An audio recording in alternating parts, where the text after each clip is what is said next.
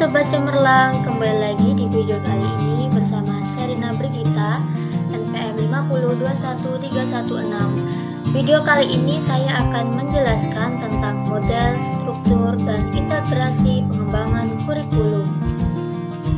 Model Taylor yang meliputi analisis tujuan yang mengacu pada 3 kelompok data, yaitu peserta didik, kehidupan peserta didik di luar sekolah, dan beban mata pelajaran.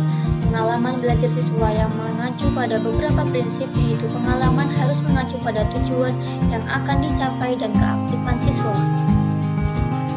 Mengorganisasikan pengalaman belajar secara vertikal dilakukan dengan menghubungkan suatu ilmu pengetahuan yang sama namun pada tingkatan yang berbeda.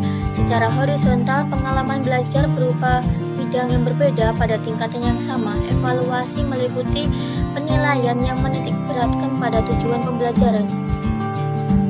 Model Tabah. Pertama, melakukan eksperimen.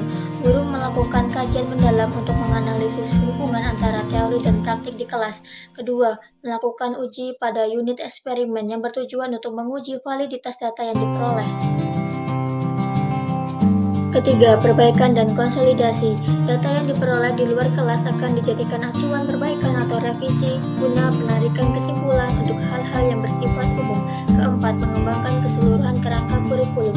Para pengembang kurikulum melakukan kajian untuk memastikan kesesuaian antara konsep dan kondisi. Kelima, yaitu penerapan kurikulum. Setelah dinyatakan sesuai, barulah kurikulum bisa diterapkan secara bertahap ke daerah yang lebih luas. Model Rogers. Pertama, pemilihan target. Dilakukan pemilihan target sebagai bagian dari kelompok intensif pada suatu sistem pendidikan. Kedua, pengalaman guru. Guru harus ikut berpartisipasi dalam membentuk pengalaman kelompok intensif bagi guru yang lain. Ketiga, yaitu mengembangkan kelompok intensif di dalam kelas. Selain guru, siswa di kelas juga harus terlibat di dalam membentuk pengalaman intensif. Keempat, melibatkan peran orang tua. Orang tua dilibatkan untuk membentuk pengalaman intensif di rumah atau di luar sekolah. Model Biochem. Yang pertama yaitu menentukan cakupan wilayah kurikulum yang meliputi sekolah, kecamatan, kabupaten, provinsi, hingga tingkat negara. Kedua yaitu menentukan pihak yang terlibat seperti ahli kurikulum di tingkat pusat, perguruan tinggi, para praktisi pendidikan, hingga tokoh masyarakat yang berperan di bidang pendidikan.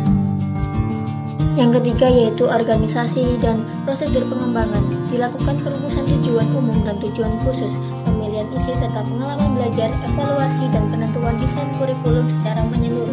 Keempat yaitu implementasi dan penerapan kurikulum. Setelah semua tahap dilalui, barulah kurikulum bisa diterapkan. Model Aris-Lewey yang merumuskan tujuan yang memuat kompetensi dan nilai yang diperoleh peserta didik setelah kurikulum itu diterapkan dan dilakukan oleh pengembang kurikulum yang bekerja sama dengan ahli. Yang kedua yaitu perencanaan kurikulum. Pengembang kurikulum mulai menyusun rencana kurikulum mulai silabus hingga RPP. Uji coba rencana kurikulum digunakan sebagai bahan evaluasi untuk mengukur tingkat kesesuaian antara rencana dan kondisi di lapangan. Uji lapangan ini, cakupan uji cobanya lebih luas dan sudah melalui evaluasi tahap pertama. Setelah uji coba lapangan selesai, kepala sekolah dan guru akan melakukan pelatihan terkait kurikulum yang baru. Implementasi dan penerapan kurikulum. Setelah melalui uji coba 2 kali dan diperoleh hasil yang memuaskan, barulah kurikulum bisa diterapkan secara bertahap di semua wilayah yang dikehendaki. Model integrasi kurikulum yang menyatakan bahwa integrasi kurikulum adalah kurikulum di mana anak didik mengeksplorasi pengetahuan secara luas, kajian bahan ajar terkait beberapa tinjauan dari lingkungannya. Model fragmented. Model ini mengajarkan tentang disiplin ilmu yang secara terpisah dan tanpa adanya upaya untuk menghubungkan atau mengintegrasikannya. Model connected. Model ini menghubungkan satu konsep dengan konsep lainnya. Dengan model ini, siswa lebih mudah menemukan keterkaitan karena masih dalam satu lingkup bidang studi, tetapi kurang menampakkan keterkaitan interdisiplin.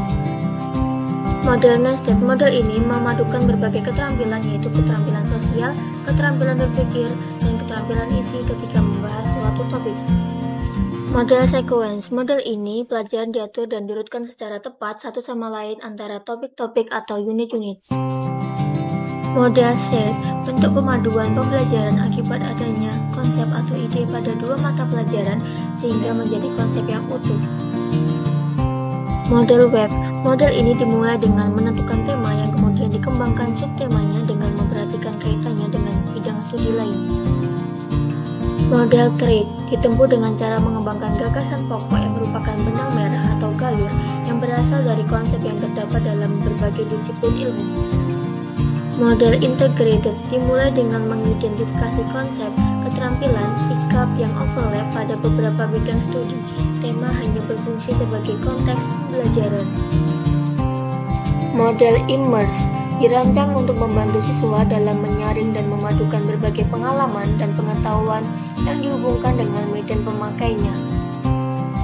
Model network belajar disikapi sebagai proses yang berlangsung secara terus-menerus karena adanya hubungan timbal balik antara pemahaman dan kenyataan yang dihadapi siswa.